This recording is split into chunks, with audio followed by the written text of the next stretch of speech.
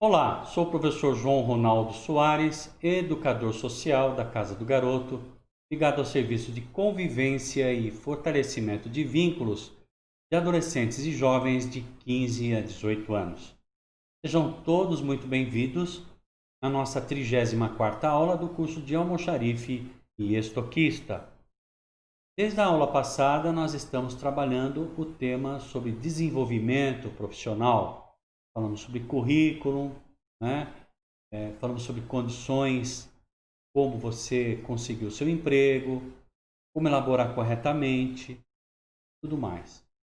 Então, na aula de hoje, nós vamos fazer alguns exercícios de fixação desses conceitos, para em seguida falarmos sobre tendências do mercado de trabalho.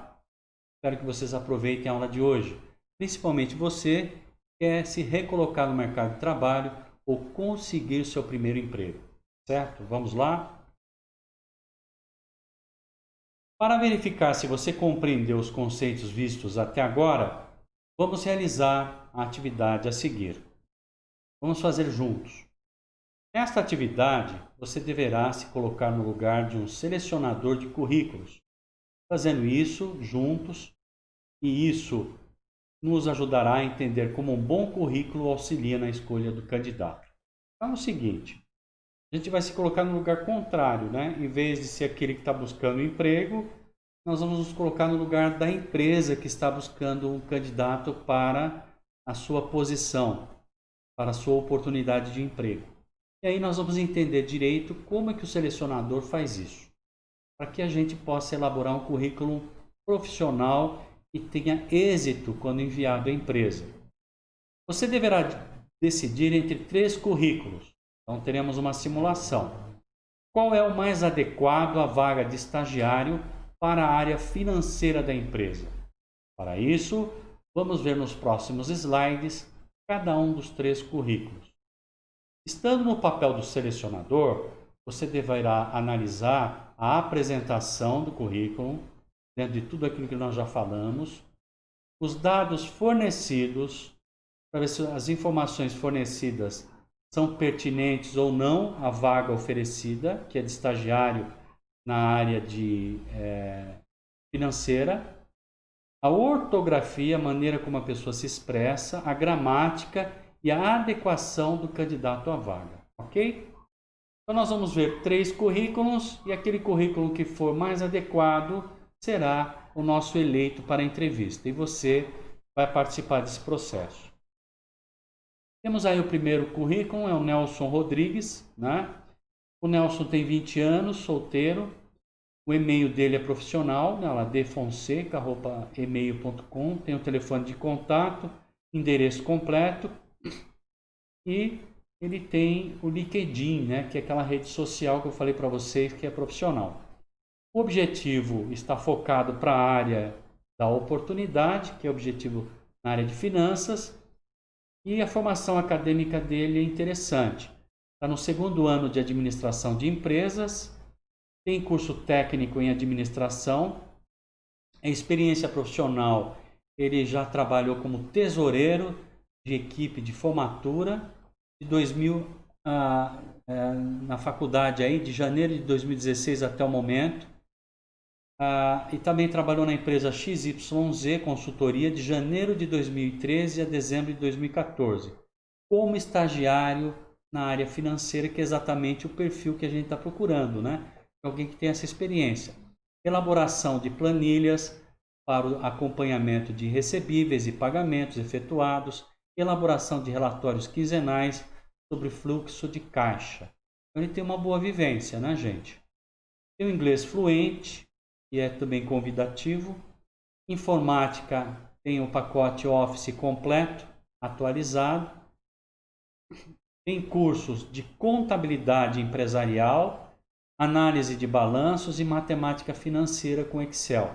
Então, tudo pertinente à vaga de financeira, de estagiário na área financeira que nós estamos buscando. E ele tem como atividade complementar um trabalho voluntário, né, numa organização não governamental, 4 patas felizes, como passeador de cães. Olha que legal. Então temos aí o primeiro currículo, que é o do Nelson Rodrigues. Por enquanto, parece um perfil adequado. Vamos ver os outros. Temos a Cacilda Becker. Chama atenção ela colocar o objetivo em vermelho, né, gente? Nós dissemos que normalmente a gente usa só o branco e preto. Mas vamos ver o currículo dela. Ela tem 22 anos. O e-mail é profissional, tem telefone, endereço completo. Não tem o e-mail, não tem o CEP, né? Formação acadêmica. Está cursando o primeiro ano de administração de empresas. Não tem experiência profissional, ela tem experiência de vida. Então, é o primeiro emprego dela, o primeiro estágio. No ensino médio, fui representante de sala, coordenadora do grupo responsável pela reciclagem. É dinâmica, trabalha bem em equipe e gosta de desafios, o que é muito bom. Tem o inglês básico. Informática, ela tem o pacote Adobe, né? Mas não tem o Office. Cursos. Agente de projetos sociais pelo Senac e introdução à ortografia digital. Ok? Então esse é o segundo currículo, que não me parece muito ajustado à vaga que ela está se candidatando. Vamos ao terceiro currículo. O terceiro currículo é do Flávio Rangel. O Flávio já coloca a foto no currículo, né? 23 anos, usa uma letra diferente ali para chamar a atenção do nome. Endereço completo, falta o CEP. E o e-mail dele chama atenção que não é um e-mail profissional, né, gente? flavinholindo@email.com. Eu acho que queima um pouco a imagem do profissional, né? Objetivo. Ele aponta 4 áreas específicas: finanças, recursos humanos, compras e marketing. Ou seja, é o tipo de candidato que está tirando para tudo quanto é lado. O que aparecer, ele está pegando. Você fala, claro, professor, mas não é aquilo que nós ensinamos aqui na aula passada. O objetivo tem que ser um só. Se essa a vaga é para a área de finanças, o objetivo deveria estar só finanças. Formação acadêmica, vamos continuar. Segundo ano de administração de empresas, que é pertinente, mas ele fez um curso de engenharia ambiental pela faculdade Anhanguera, trancada no ano passado. Experiência profissional, estagiário na empresa ASS, Ambiente Sustentável, sempre como estagiário na área de pesquisa e controle hídrico, é na área ambiental mesmo. Qualificação, sou dinâmico, bom de papo, gosto de trabalhar com mais pessoas. Olha o linguajar. Ah, professor, mas essa linguagem, sim, é a linguagem que vocês usam no dia a dia, mas para um currículo não é adequado. O currículo deve estar com uma linguagem profissional, é o que as empresas exigem, né? Inglês avançado, que é muito bom. Tem o pacote Office, né? Tem curso de agente de projetos sociais e agente de desenvolvimento socioambiental. Ok, temos então, voltando, o currículo do Nelson, o currículo da Cacilda e o currículo do Flávio Rangel. Qual dos três vocês escolheria para essa vaga de estagiário na área de finanças, obedecendo os critérios do perfil da vaga? Você escolheria o Nelson, escolheria a Cacilda ou gostaram mais do perfil do Flávio Rangel? Se vocês precisarem de mais tempo, podem paralisar o vídeo, continuar depois que quiserem a resposta. Mas vamos lá. Vamos ver qual é o melhor candidato? É o currículo 1. Né? O primeiro currículo do Nelson. Né? Se você selecionou esse, muito bem. Você selecionou o candidato mais adequado. Vamos ver por que ele é o mais adequado? Eu fui até apontando na medida em que estávamos fazendo a análise dos currículos. Né? A apresentação do currículo está excelente. Uma página só, limpa. Né? O candidato está no segundo ano do curso conforme solicitado.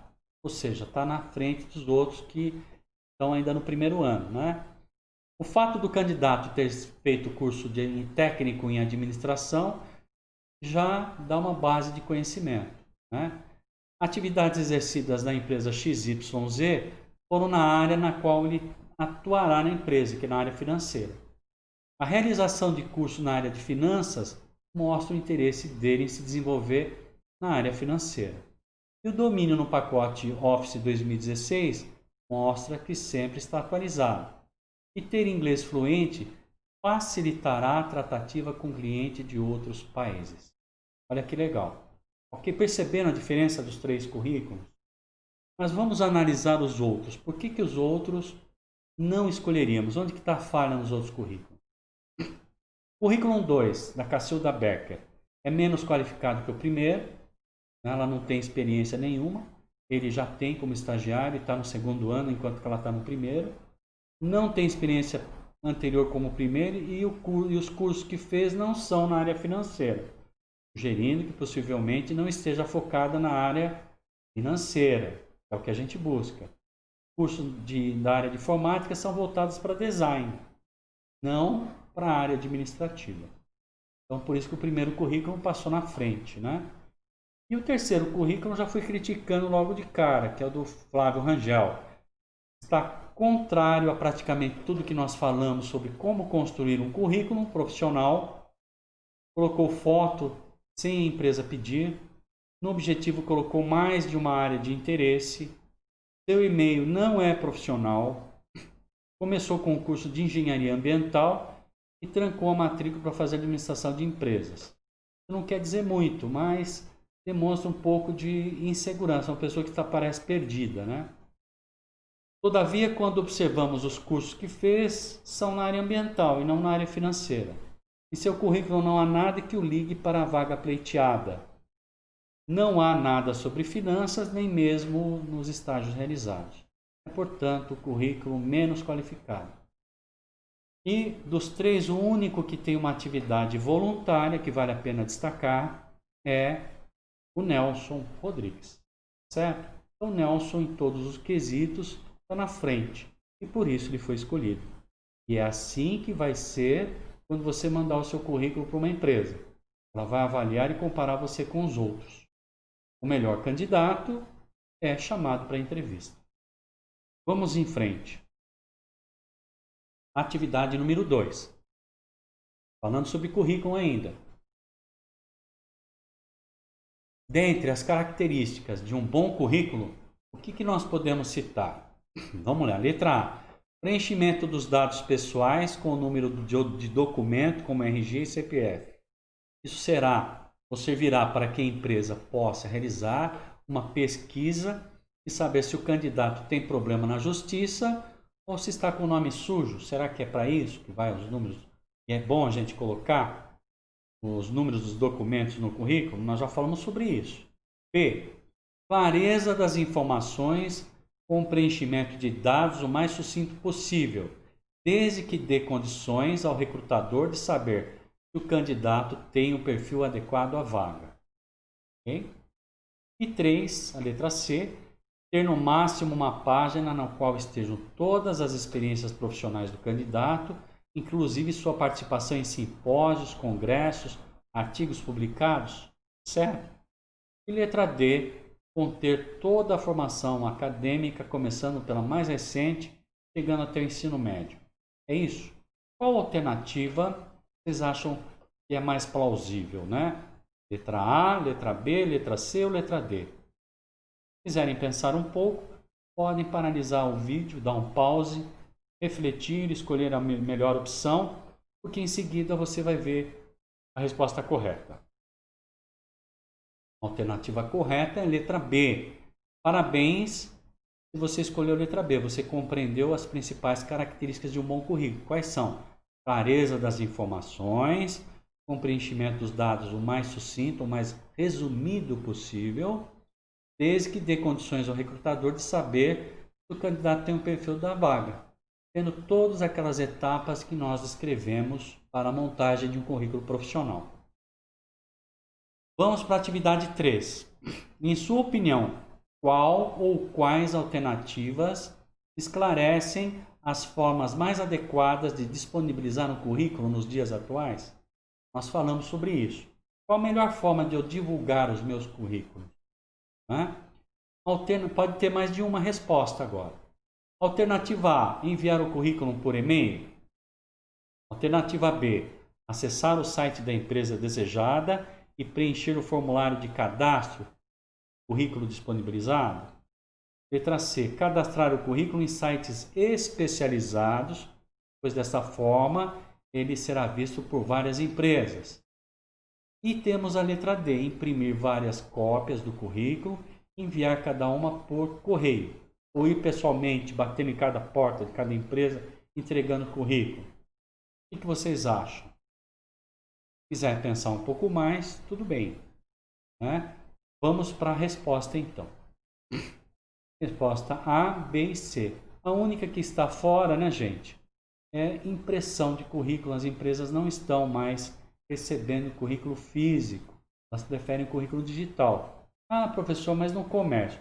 Tá bom, comércio são lojas pequenas, ainda algumas até aceitam. Mas se a gente for pegar as empresas multinacionais, empresas de porte, elas preferem tudo por e-mail, né? Ou por e-mail ou pelo site Trabalhe Conosco, né? Então é isso. Com isso nós terminamos a avaliação, né? E se você foi bem nessa parte, ótimo. Se não foi bem, eu recomendo revisar a aula passada antes de continuar com o tema da aula que nós vamos abordar agora. É muito importante. Tendências do mercado de trabalho, né? O mercado de trabalho está em constante mudança. Previsões realizadas em um ano podem sofrer reviravoltas significativas no ano seguinte, seja por crises nacionais ou internacionais que afetam a economia. Um outro aspecto que não está previsto aqui são as pandemias. Vocês não imaginem o que a pandemia fez com o nosso mundo, né? Só para se ter uma ideia, hoje no Brasil são 14 mil pessoas, 14 milhões, desculpa, 14 milhões de pessoas desempregadas. É muita gente, né?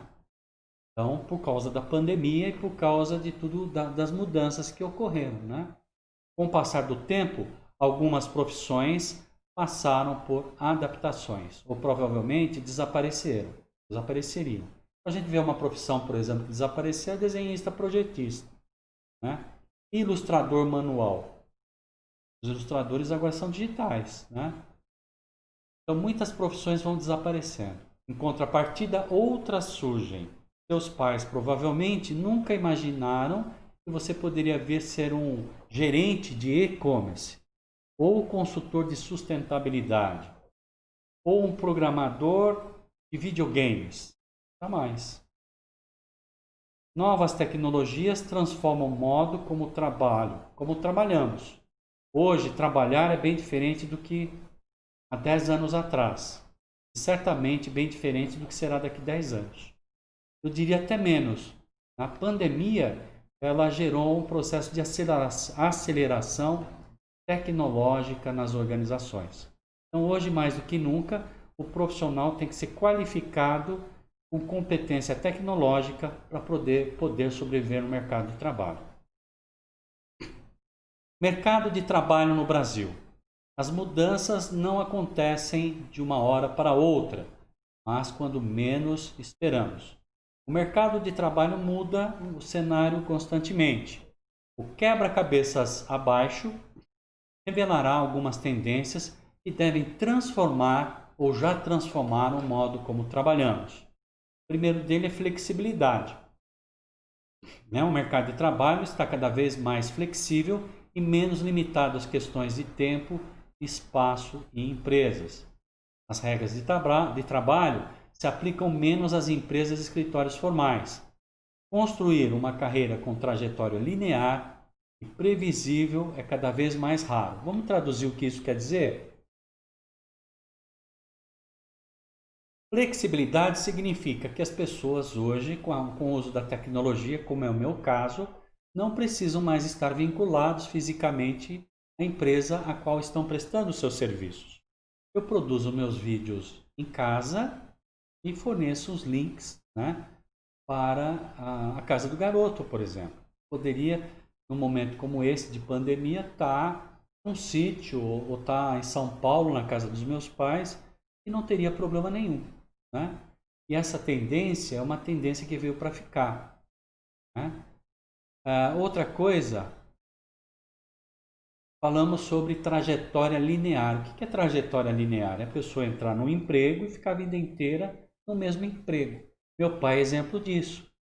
Meu pai saiu da cidade de Avaré, interior de São Paulo, casou-se com a minha mãe e foi para São Paulo. Conseguiu um emprego, foi o primeiro na Ford, entrou como peão, ficou 35 anos na mesma empresa.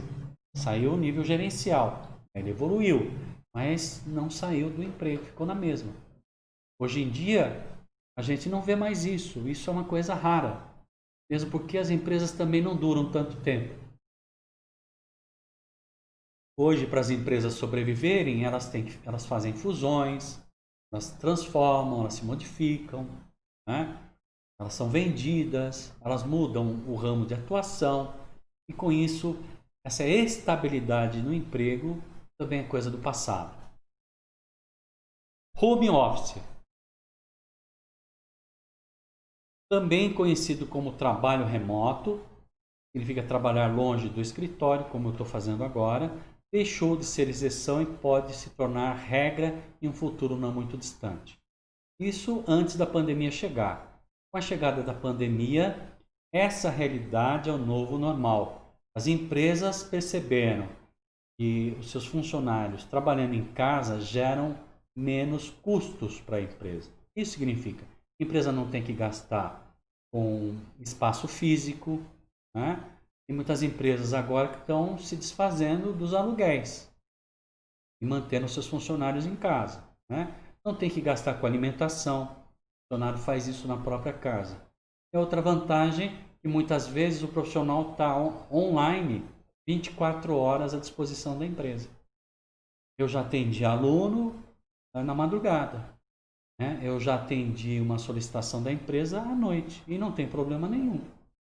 Até agradeço a oportunidade de estar prestando um bom trabalho. Então, isso significa uma mudança que tem a ver com flexibilidade, que é o primeiro tópico, e o home office. Vamos para a terceira mudança.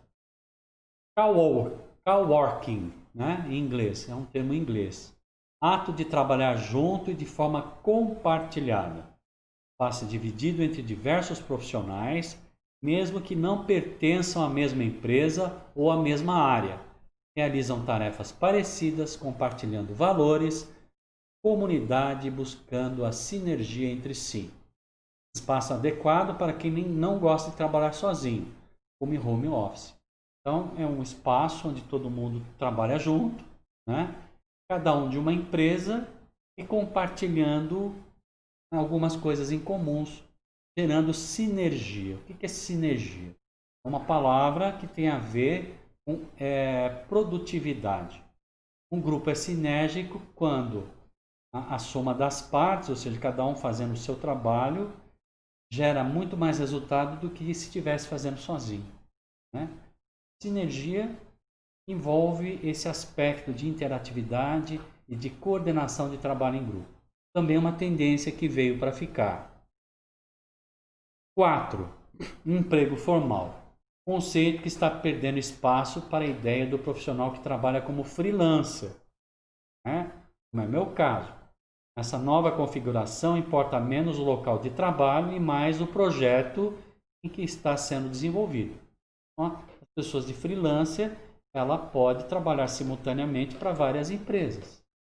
O que importa é o projeto, é ter um cronograma de trabalho e resultados esperados. Esse profissional atende, ele pode fazer isso em qualquer lugar, né? Termina o projeto, ele é pago pelas horas trabalhadas ou de acordo com o contrato que foi feito. No entanto, ainda existem profissionais que sentem falta de segurança de um emprego formal em período integral.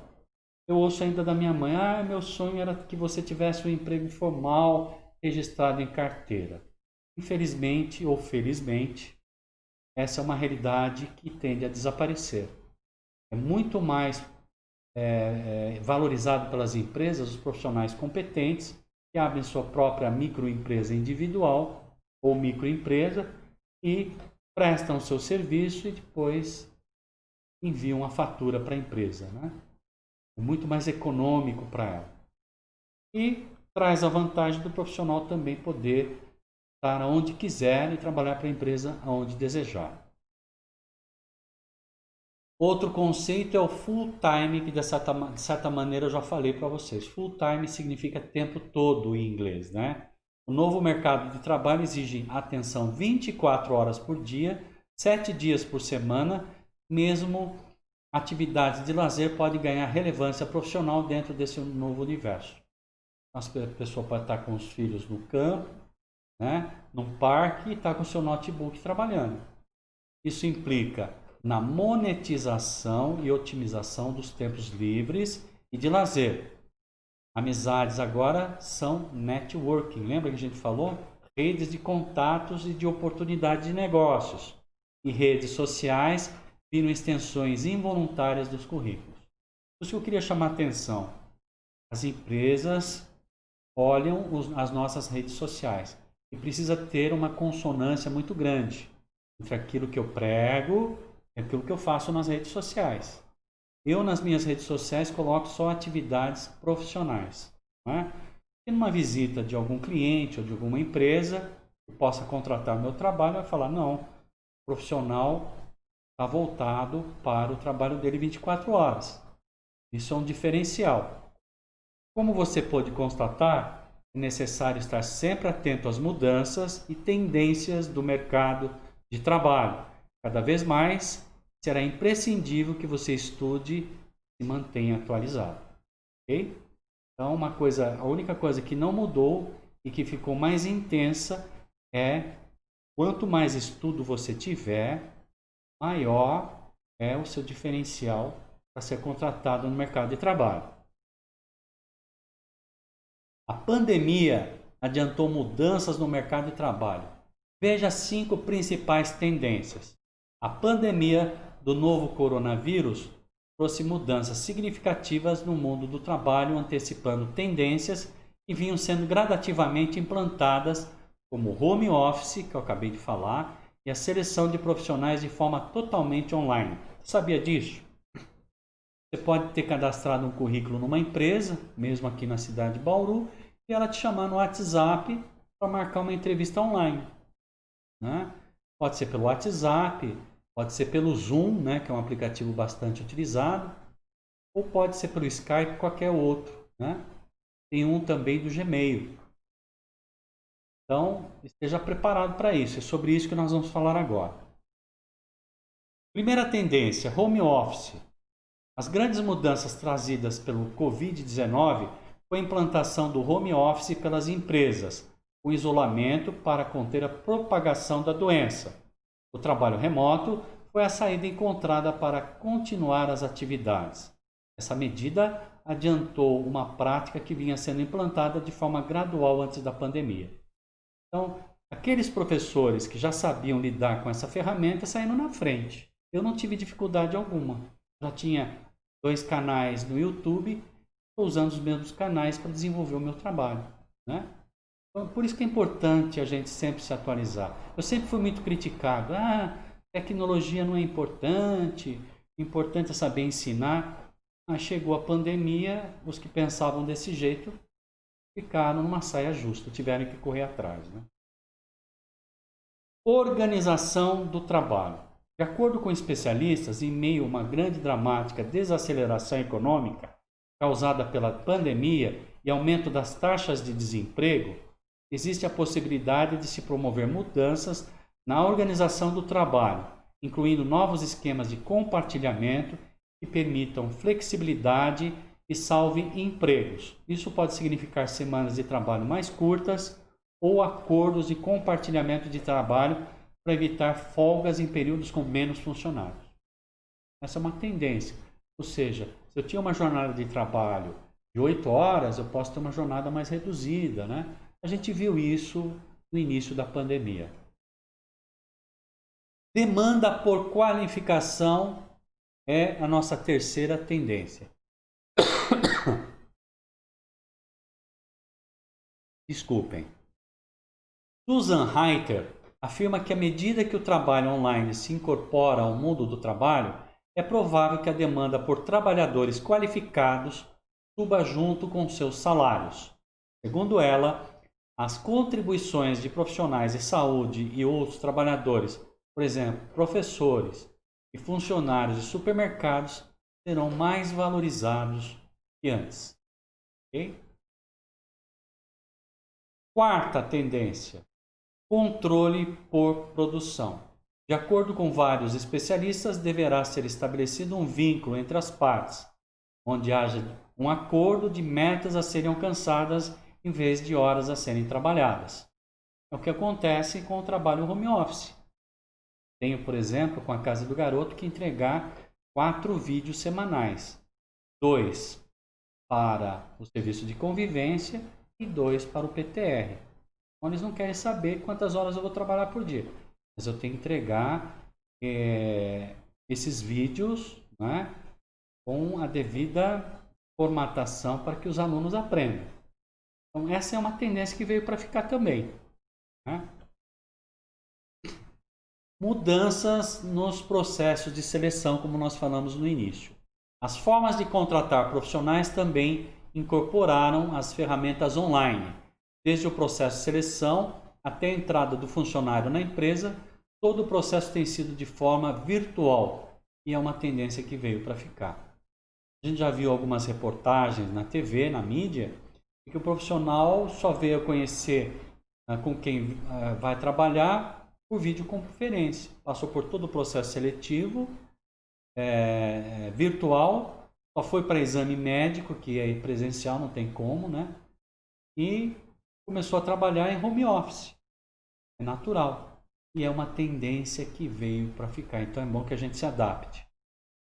Com isso, concluímos então a nossa 34ª aula do curso de almoxarife estoquista. Fizemos algumas avaliações e fixação de conceitos sobre currículo e nessa aula nos voltamos para as tendências do mercado de trabalho.